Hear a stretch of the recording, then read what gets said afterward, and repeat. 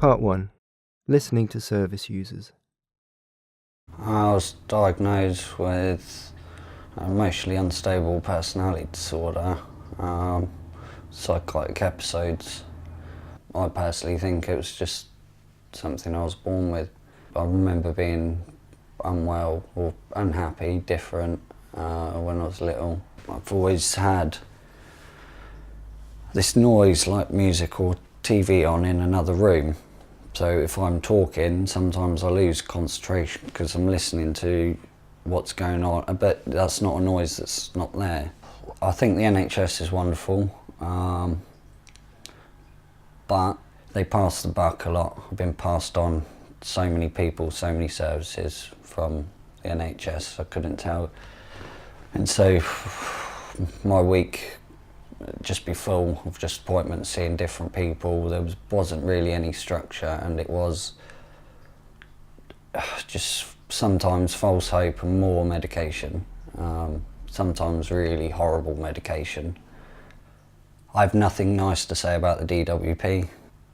I'm hoping to be back in paid work this year. It's taken me 1.5 years to get there. They'll help for a few months and then they'll stop, drop you in a hole. There's nothing you can do. I'm not one that doesn't want to work. I got more depressed when I had to come out of work, and they did not support me. They haven't supported me. They've dropped me in a hole. They've made me unwell. You're 5 minutes late for an appointment, everything stops. I mean, they're worse than the Nazis. You don't get spoken to like a human being. You can't get through on the telephone, you end up wasting your credit, you get more angry, and yeah, they don't care about mental health. I don't think they care about anybody apart from themselves, really. Last month's been hit pretty hard. Everything's been stopped. Both of my benefits have been stopped. I'm not sure if what's happening with the flat. So I'm in an unknown world at the moment. Can I just get into work until you start stopping things and making my life even more worse than it is, because, you know, I just feel set up to be failed time and time again. But you have to find those employers that want to say, look, okay, we understand, don't take the mickey, but we'll try and work with you when you're unwell and you need a bit of time. But yeah, DWP don't offer jobs like that. The end goal is to help others. I mean, if I can get there, and that is a big if I can get there, I do want to be helping these unmanageable guys, you know, where I was. But also it's just getting through every single day. Right, I'm a recovery support worker. I support people that are in crisis, about to hit crisis, emotional distress. I just get something out of supporting other people. I get something out of making their life better. I get satisfaction out of watching them not make the choices that I made. I think I'm going to be in recovery every day, rest of my life. I think I'll be taking medication maybe for the rest of my life. But what I do get better at every day is coping. Nurse told me in hospital, the food is mood. And that one's always sort of stuck with me, and I laughed. I thought it was quite funny until I did actually start eating properly, a little bit of exercise, eating properly, and then talking. Talking's a big, just that environment that you can sit and talk to somebody. You need bigger places like that where people can go and feel comfortable and talk. It shouldn't be regimented with nurses and doctors, and because they have their qualifications, but I think lived experience is a lot more. You talk to somebody that's been through it, you get so much more out of it. The amount of services we have on the island, they all need to be brought together. They all need to have an understanding of what which person does and doesn't cross over any work that they've done with the patient, or interfere with any work they've done with a patient. Services need to work together. It's lack of communication amongst all these professionals that know what they're doing, but why can't they share the same information? Sometimes it's traumatising getting someone to talk about what they've been through again and again.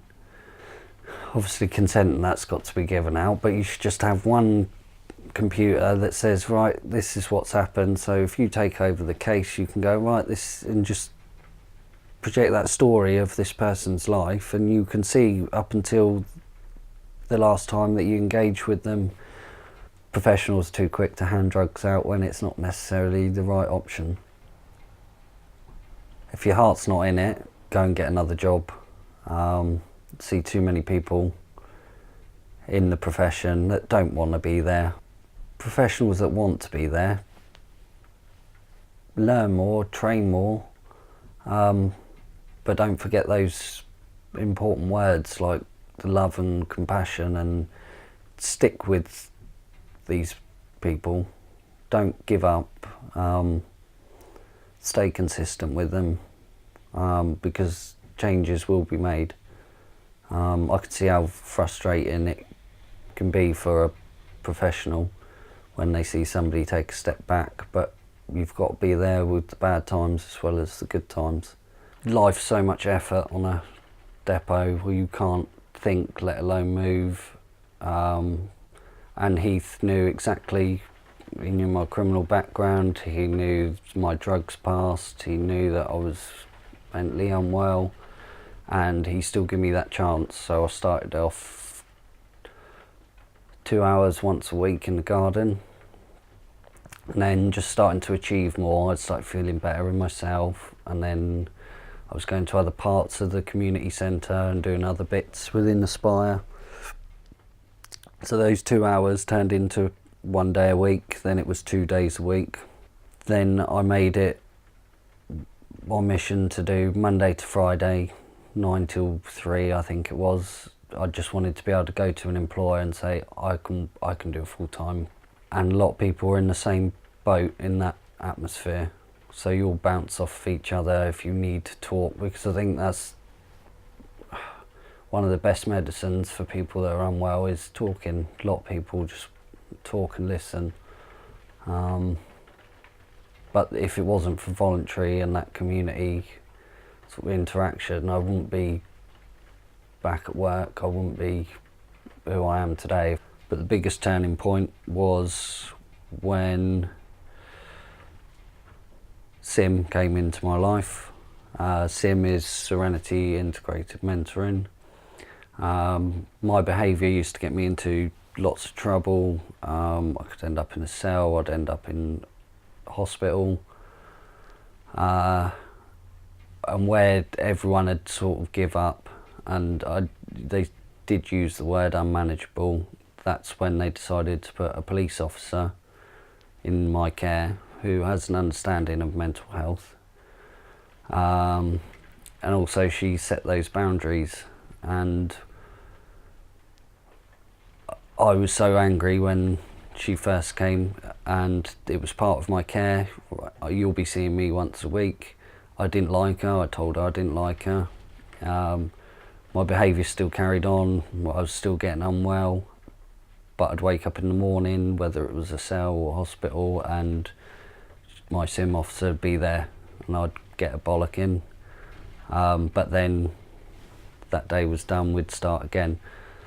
So after a couple of months, I think I realised that she wasn't going to leave me alone. So I began working, and then we looked at behaviour. We looked at where she had an understanding of my mental health as well. I could sort of get on. The respect grew, the trust grew as well, because especially on the island, you've got 50,000 services that want to be part of your care, but then they clear off after a couple of weeks or a couple of months. But Sim stuck there all the way through. But then what I saw of 15, 16 years of a waste of life. My policeman friend said, well, you can take that bad 15 years, turn it into something good. So I never thought I'd end up doing the work that I'm doing today, but it fits. I feel empowered to do something. I'm not too sure where I'm going to end up. I'm still on that road, but I'm using my bad experience, my bad past, to support others in their recovery. My mother was very ill throughout my childhood. She had diabetes, and she had diabetes-related illness. So she went blind when I was 4, and her kidneys failed when I was 8. So I used to always try and be a quiet child so as not to stress her out. I was 10 when I moved down here, yeah. And my mother died when I was 11, a year after we moved down here. So yeah, that started a lot of my mental health problems, really, I think, yeah. So I was born in Woking, so I had up there, I was quite settled. But then when we moved down here, I didn't fit in so well, and yeah, I felt like an outsider down here for a long time. And I was you could call it bullied. They call it bullying by exclusion rather than, actually people beating me up and stealing my dinner money and things like that. But it was more like, I was just treated like an outsider and wasn't accepted into the social circles. Girls are just like that, teenage girls are like that, 1 week they all decide they don't like one person and then the next week. But at the time when you're that age, it seems like the whole world, I first got anxiety and depression badly when I was a teenager. I was about 13 when I was diagnosed, and I attempted suicide when I was 13, because it's a very for a place that's a holiday destination and you'd think there's a lot of activities to do, there actually isn't a lot for young people to do unless you like you say, you come from a family that have enough money to pay for you to do extracurricular activities. There isn't a lot. We have a lot of social deprivation down here, and people don't realise it. People think that, the rest of the country thinks that it's all rich people with holiday homes or, people making money off tourism. But actually in the winter, this is a really bleak place to live, and there's not much work, and, it is a depressing place. Even though it's a very beautiful place and there is a lot of good stuff happening down here, there are a lot of people who get forgotten and who people don't like to admit even exist. I'm supposed to be starting EMDR therapy and trauma work. It's eye movements, it's to do with your eye movements. And with post-traumatic stress disorder, it can help you stop the nightmares. It has apparently had really good results with a lot of people. They put a lot of faith in cognitive behaviour therapy when it first came out, because it's really fast to train someone to do that as well. You only need a 2-week course to be trained to do cognitive behaviour therapy, so it's quite cheap.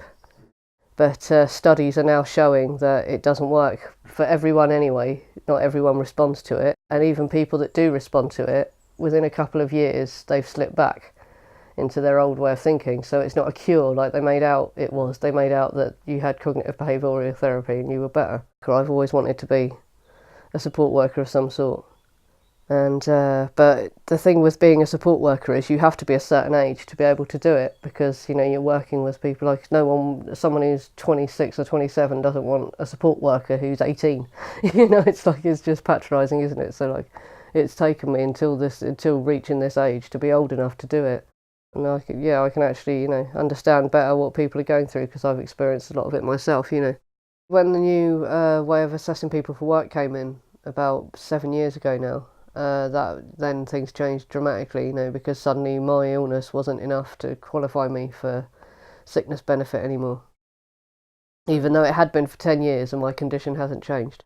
And we were reassured that everyone who had been long-term on the sick would get into the work-related activity group, and so would have a phased return to work. But when everyone actually got assessed, everyone was just being given 0 points, because I'd been able to go to counselling once a week on my own on the bus. They'd use that as evidence that I could work, as evidence of sociability. If you don't have on your records lots of hospital admissions from suicide attempts or whatever, they try and make out that you're lying about that.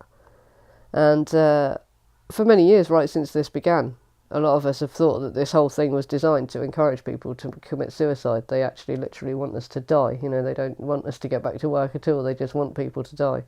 Callum's List is, it's started out as a blog. I think it's still a blog.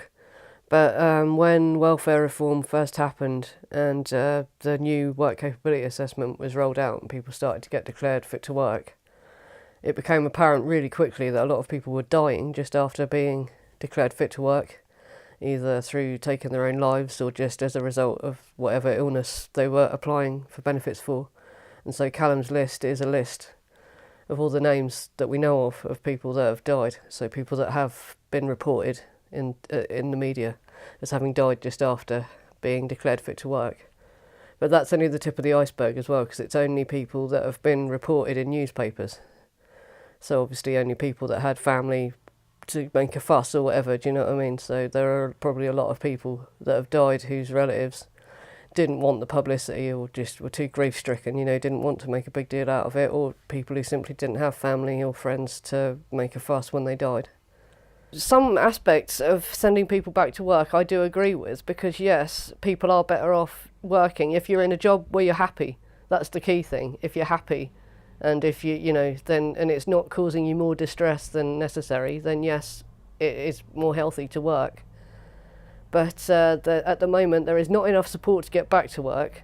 You can't just take someone that's been on the sick for 10 years and go, right, go and get a job, because it's not as simple as that. You need 2 references to be a shelf stacker at Iceland. Nowadays, every job wants 2 references. It's not that easy. You can't just walk into a place and say, have you got any work? And they give you a job and you start that day. The world isn't like that anymore. It is much harder to get a job, so there is not enough support for people getting back into work. They take your money away and they expect you to just be able to walk into a job. It's obviously people that have no, understanding of the harsh reality of what life is like who've put these rules forward, or they wouldn't do it. Either that, or they do understand and they actually want people to fail and they want people to end up on the streets and they want people to end up dead, basically. It's horrific. But yeah, the major thing that I would change is if you tell someone that they've got to find a job, they get more help to find a job, they get more practical help. The DWP itself has to engage with employers and, find employers that are sympathetic to people that have been on the sick for a long time or whatever. Cool, how would I change it? Well, I'd make, therapy more of a priority than prescribing medication and put more funding into having therapists, because it is counterproductive not, this is the thing that they always underfund mental health services, but people being mentally ill costs us in other areas of society, like people being unemployed and relationship breakdowns and stuff like that. Apparently relationship breakdowns alone cost us millions, like men having to leave a home, or people splitting up and having to find new homes, and the time off work that they take, and obviously mental illness, people taking time off work because they're mentally ill, or being completely unemployed and on ESA because they're mentally ill. All these things cost us money, so it's counterproductive to not give someone therapy, Yeah, well, they've been better than any of the government agencies, without the voluntary sector places. I don't think any of us would have recovered, if we had to rely on the NHS.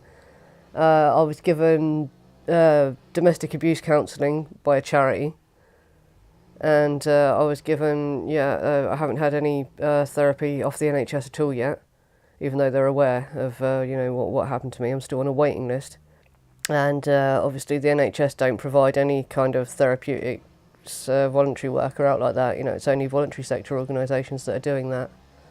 Yeah, well, Aspire's been really helpful, obviously, because they're very, very welcoming and it's a very relaxed atmosphere. While I do the gardening, it's very satisfying gardening, especially growing vegetables or even flowers, because you see your work pay off. It takes a couple of months, but you see something happen, and doing a garden as well. We clear gardens, they take on contracts, and seeing a garden go from a wasteland that's overgrown to look nice again, it does feel very satisfying. And so it raises your self-esteem, it makes you feel like, you've achieved something that day. Yeah, well, I'm standing for the local council for Ryde North East and the town council for Ryde North East. Because, it would be great to have some, more influence over the council and how, what services it provides for mental health. I was a registered general nurse for 20 years before I got really ill. It came to the fore in 2003 when I got seriously ill with severe depression. But on hindsight, I think I've had problems since I was 8. When my brother left home and left a note on the table saying, "Gone to Canada, John." That was it. No prior warning, nothing. Yeah, the main event for 2003 was the fact that I'd been in a very difficult relationship with my husband. Basically, it was a difficult time, and then he did something that I couldn't forgive him. That was when I decided I needed a divorce, I needed to get out of there. The main one that they always go back to is severe reactive depression. Yes, there has been borderline personality disorder. There's been quite a few, to be honest.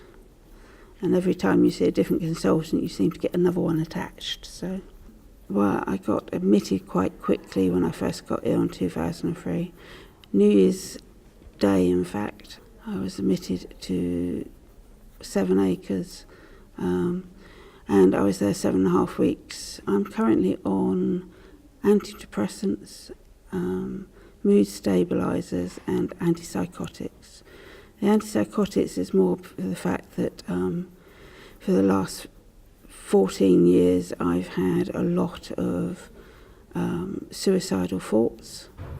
Haven't luckily acted on them, but come very close. I'd done a bit of mindfulness in one group I was in at Chantry House. That was quite helpful, and it's like all these things, if you take it away with you and actually practice it, you can then implement it into your life. I've had 3 lots of psychotherapy.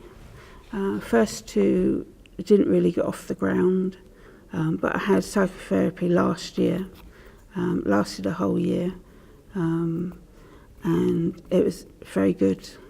So whether I was in the right headspace, whether it was the right person that I was seeing, we did get on quite well, and he was very good at explaining everything so I could understand. I also had EMDR last year during the same process, and that's where you watch the flashing lights on the bar. Makes you think it's a bit silly at first, but I have to say it worked for me, so I'd recommend it. You know, I did have CBT for a while, but couldn't get on with that at all. I've been so depressed that they've threatened me with ECT at least half a dozen times now, each time because I saw it being done back in the 80s, which was probably more barbaric than it is today. But I've still got that image in my head, so I can't go down that process of allowing that to be done to me. So I've always refused. Luckily, they can't force it upon you. There are still places in the country that do it, like the island. There are also places in the country that don't do it anymore and totally stopped. Absolutely. It's such a barbaric mechanism, it really is. And it causes things like memory loss and that, although they have tried to persuade me it doesn't. But I've known several people that have had problems. So that's another reason I'm not going down that route. I think within the mental health service there are a lot of problems. I also think there's a lot of people, CPNs and things, who are genuinely trying to help, but they've got more pressures, higher workloads. Of course, the more workload you get, the harder it is to get the job done how they would like to do it. On the whole, they're genuine and they want to help. I do, however, have some issues with some of the systems. I think this whole structure needs to change, to be honest. I mean, every time you change consultants because they retire or they move on or whatever, you get a new one, or you see an understudy because the consultant's too busy for you that day. You have to go through the whole story for them to get a full understanding of what's happened. And that just rakes it all back up again and makes it very difficult to manage afterwards. You'd think that they would read enough before they see you, but I don't know that they do. It's like you can phone up out of hours overnight, which I've done many times, and you either get one or two responses. You either get someone that wants to talk to you and is quite willing to chat for a little while, or you get someone that says, listen to the television, play the radio, take a bath, which is a very common one, and they basically don't want to know. They just try and get you to distract yourself. But normally 9 times out of 10, if you're phoning, you've got to the point where every distraction hasn't worked and you need something else in place. But I think if they could change that, that would help, because it just feels very patronising, to be honest.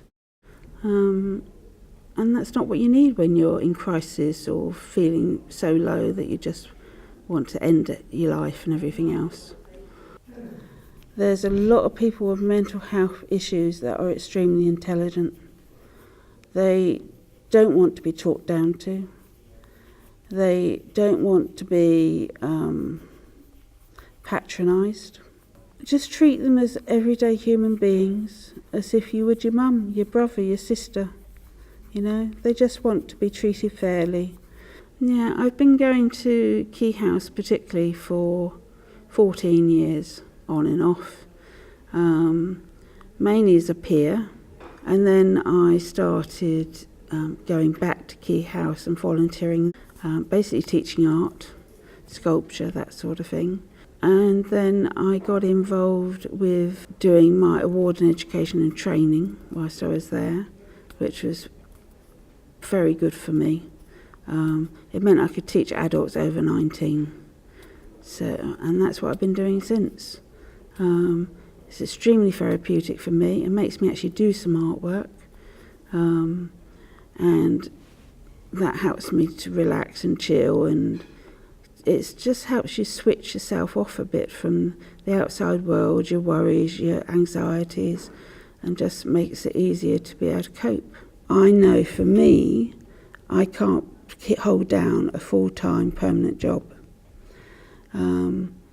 So anything I take on has to be part-time. It also has to be flexible. The only way that I find that is flexible enough is to have my own business. So I can work the hours I can work, the time of day I can work. So I've set up a small CIC company, which went live on the 2nd of May. So I thought, I'll be honest, I'll let them know what I've done, because obviously, hopefully one department talks to another and they would find out anyway. So I asked for another permitted work form and explained that I'd done, and all of a sudden they decided I can work and everything else. So it's very new. I'm not earning anything. I'm doing 2 hours maybe one week, 5 hours maybe another. It depends on how I am health-wise. I'm not earning any money with the CIC, it's all voluntary anyway, and will be for a couple of years probably, just till I get it up and running. The CIC is set up to help people with mental health problems through teaching them art. So hopefully it brings up their confidence, their self-esteem, and enough that they then feel themselves that they're ready to go out and volunteer, or they're ready to do further education, or hopefully one or two eventually might even go into work. So it's for the benefit of people like me, and I've set it up because I understand what they're going through, where they've been. I've been there. I know all sorts of people with mental health problems of all sorts of types. So I know how to support them, and because you've got lived experience, they trust you more. Find a hobby that you enjoy or you enjoyed in the past. Give it a go again, whether that's art or photographing, or whether that's going fishing or whatever. Try and focus on that once a week. That's how I started. And as I say, mine developed and moved on forward to other things. 10 people were interviewed for this film, but to tell everyone's story would have made the film almost 3 hours long. So it was decided to tell the stories of just 3 people, those that best represented the ideas, feelings and experiences of everyone that was interviewed. However, everyone's input, the 10 interviewees plus many others who were consulted in off-camera discussions, has gone on to inform the conclusions and guide the recommendations made in the final 2 sections of the film. Part 2. Principles of Recovery. Insights gained while making this film and during 2.5 years of voluntary work at a mental health recovery centre suggest that it's possible to make the following statements with regard to recovery. Every person is an individual who must find their own unique pathway to wellness. However, general principles exist that can help everyone. Principles that can be seen in those who make the most rapid and enduring progress in their recovery. Some of these are as follows. We recover more quickly when we take responsibility for and actively participate in our own healing, and more slowly when we passively wait for someone else to fix us. Having contact with nature, taking gentle exercise and practicing an art or a craft help focus the mind and release inattention, making them a good first step in working through trauma. A person who has aspirations, who makes plans and takes steps towards realizing those plans, recovers more quickly and more fully than a person who doesn't. We feel good when we set ourselves a challenge and attempt to overcome it, and bad when we choose not to set ourselves any challenges. Having a meaningful occupation, not necessarily a job, just an activity that we find fulfilling, is key to our mental and emotional well-being. If we don't know what we're good at and what we enjoy doing, trying different activities until one finally sticks is a good way to find out. Talking with others who have lived through ordeals similar to our own is a gentle and effective therapy that helps many people. Recovery can be encouraged, but not rushed. A person must feel ready to recover before they will make significant progress, and efforts to push people to do things before they feel ready usually do more harm than good. Taking stock of all that's good and positive in our lives, even those things that we take for granted, like the ability to see and to walk, and feeling gratitude for those things, makes us healthier, happier, and more productive. Helping others is one of the most effective ways of helping ourselves. Difficult circumstances are opportunities for us to grow, but if we focus only on the negative, on our fears and our losses, we're likely to miss the opportunities that arise for us to learn, grow, and make positive changes in our life. Part 3. Problems and Solutions with our services. Problem and Solution 1. Medical records. Problem. Hospitals, GPs and mental health services don't all use the same system for keeping medical records, and the systems they do use aren't compatible with one another, aren't always kept up to date, and aren't always being referred to before consultations with service users, which means that service users are being asked to describe their circumstances and recount traumatic past experiences over and over again, causing distress, frustration, and hindering forward progress.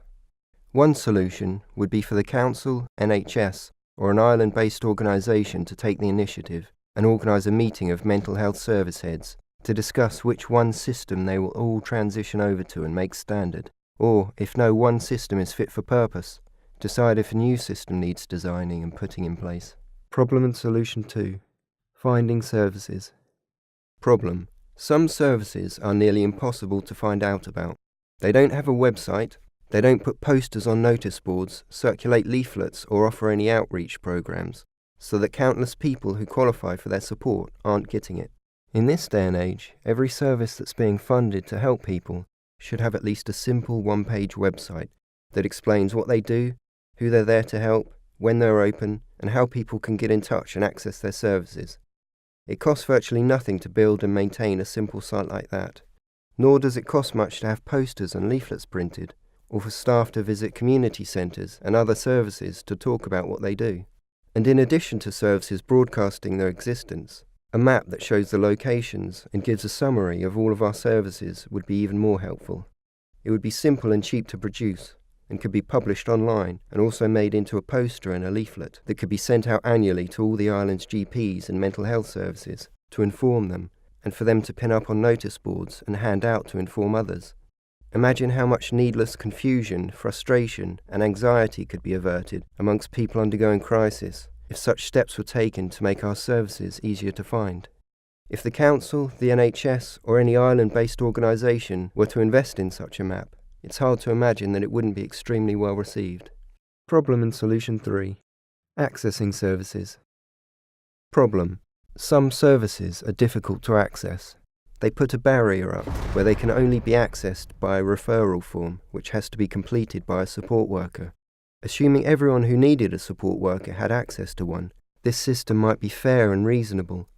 But in the real world, not everyone who qualifies for a support worker is getting to see one. And so the services that can only be accessed through support worker referrals are also being denied to people. A solution to this problem isn't hard to imagine. It just requires a service to allow self-referrals, to make an online and a paper referral form available that can be completed by anyone. It's not difficult to do, so perhaps it's now time that the services that don't already do this thought about doing it. Problem and solution 4. Listening to service users. Problem. Service users often feel voiceless and powerless when it comes to communicating with the services they attend. They may encounter a problem or have a good idea to change the way something's done, or they may wish to get more involved in the treatment they're receiving. But when there's no clear avenue through which to express their ideas and grievances, it can seem like no one cares. It's in everyone's best interests to have services that are open-minded, flexible and responsive to the needs of the people who use them, and it doesn't cost anything to listen, so there's no reason why monthly meetings can't be held, which staff, volunteers and service users are all invited to. Big conversations where the day-to-day running of the service can be discussed, where ideas can be proposed, plans can be made, and problems can be aired and solved. The solution is that simple, to start having monthly meetings that everyone's invited to. A solution that would make a huge difference and cost nothing to implement. Problem and solution 5. The range of therapies. Problem. The range of therapies currently available to mental health service users on the island is extremely limited. We rely largely on medication, which most healthcare professionals will agree isn't a magic bullet. 3 solutions have come to light during the making of this film. An ambitious solution, a more modest solution, and an extremely simple and cheap solution. The ambitious solution would be to establish at least one new recovery centre on the island. A building near a green space where people could walk and practice gardening, that had rooms that could be used for art courses, socialising and self-help groups, mindfulness and relaxation, for designing recovery plans and undertaking community projects and career training. This would obviously require a building and at least 2 full-time staff members, plus a number of volunteers.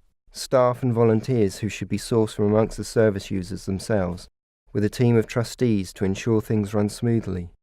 It could be founded as a charity and could raise money through grants and donations, and through taking on paid commissions in the community, like Aspire and Ride, who build countertops and furniture for bars and shops, and renovate and sell bicycles, and have a cafe that's open to the public. But even without such centres, there are more modest solutions that could be put in place right now, if we just made better use of the resources that we already had. There are rooms in buildings that remain unused most of the time, and tools, computers and art equipment that sits idle. Even just a table and chairs in a room could be the basis for a support group or a classroom. It just requires a little thought. The initial impulse for such an initiative would need to come down from the managers of our services. They needn't do it all by themselves, but they could take stock of the valuable spaces and equipment that they've been entrusted to manage, and encourage their staff, volunteers and service users to get creative and think up new uses for those spaces and tools. They could help them to print out posters to promote their idea, and raise little pots of money for materials or just tea and biscuits. And a third and even simpler option would be to allocate a small budget to bring in independent practitioners for a week or 2 to give service users a taste of different therapies. Therapies that might include reflexology, acupuncture, recovery planning, a paper-making course, a plant identification walk, exploring a wide and varying range of activities that involve relaxation, socializing, creativity and gentle exercise. Problem and solution 6. Long waiting lists. The problem of long waiting lists hardly needs explaining. There's a much higher demand for support, for therapies and support workers for example, than is currently being supplied. It seems there isn't the staff, the funding, or a universal admin system in place for recording service user information and arranging appointments. So phones aren't always answered, messages aren't always returned, and information isn't being processed as fast as it should be, which means that people are being bounced between services, getting lost in the system, and waiting months for help if they receive any help at all. One solution would be to reach out to the people who are on these long waiting lists and explain to them why it's taking so long for them to receive support, and ask if they'd like to step forward to help solve the problem. Ask for volunteers, people willing to be trained up to deliver some of the therapies that they've been waiting to receive. Lived experience is one of the best qualifications a person can have to be able to empathise with, understand and treat mental illness. And mental health service users often have knowledge and skills that could be passed on to others. Many also have time on their hands and are socially isolated and would love the opportunity to do things like socialise, undertake training, help others, and push themselves outside their comfort zone, and perhaps even take the first steps on a new career path. And the training, if delivered conscientiously, would serve as a therapy in itself, helping those involved to develop self-confidence as well as teaching and communication skills. Such an initiative would reduce waiting lists by drawing people off from two ends at once, one set to be trained to deliver these new therapies, and another set to receive them. After several months, the initiative would become largely self-sustaining. The first generation of volunteers would be able to train the next generation to deliver their own courses and manage their own groups, and they themselves might go on to become paid staff or independent therapists, or onto other things entirely, using the opportunity as a springboard on their path to recovery. With such a constant influx of new and varying skills and interests, and a progression of people participating in and then leading these groups before going on to other things, a wide and ever-changing program of therapies would become available, drastically reducing waiting lists. The problem would have been turned into the solution. And what would it take to set such an initiative in motion? The use of rooms in buildings that are currently left unused for much of the time, a couple of laptops and a printer, a couple of permanent staff members and a small amount of funding for operational costs. It could be trialled on a shoestring budget, a drop in the ocean when compared with the cost of processing the many people on waiting lists in the traditional way. Problem and solution 7. Training in self-employment. Problem. While people are often happy with the idea of returning to work, if there's no training or jobs available in their chosen field, and pressure is put upon them to take a job that has little or no bearing on their skills and aspirations, then it often leads to anxiety, depression, and a relapse of their mental health problems, returning that person to square one of a crisis state, where they re-enter the mental health system and require intensive and costly support. A pattern which can happen over and over again because there's no off-road to escape it. A problem that could be solved by the founding of a new organisation that was tasked with connecting disadvantaged people with the training and grants needed to either achieve self-employment or establish a social enterprise as part of a team, planting seeds that would create jobs in new niche industries and encourage social and economic regeneration on the island. It's been done before elsewhere and with great success. The Jericho Foundation in Birmingham, for example, which is a thriving hub of small social enterprises, managed and staffed by disadvantaged people. So perhaps it's time we stopped lagging behind and started exploring progressive new models. Problem and solution 8. Benefits. Problem. People with mental health issues are extremely anxious about going back to work because it means having their benefits stopped, and if they should relapse at any point after returning to work, there's no safety net to catch them. They'd have to reapply for benefits again from square one, which involves filling out a 62-page form, attending capability for work assessments, and existing without an income while their application is getting processed. And there's no guarantee that their application will be successful the second time around. People can suffer from severe anxiety, run out of money for basics like food and paying bills, run up debts and risk being evicted. And all this while in the midst of a relapse.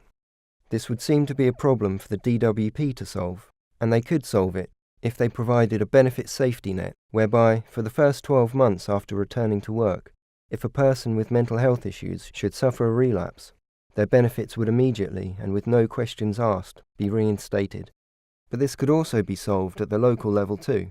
It would just require the council or a forward-thinking charity to take the initiative and set up a program that offered just such a safety net. It could be funded in a number of different ways, perhaps in part by the council and the DWP, who would both gain financially from such a program.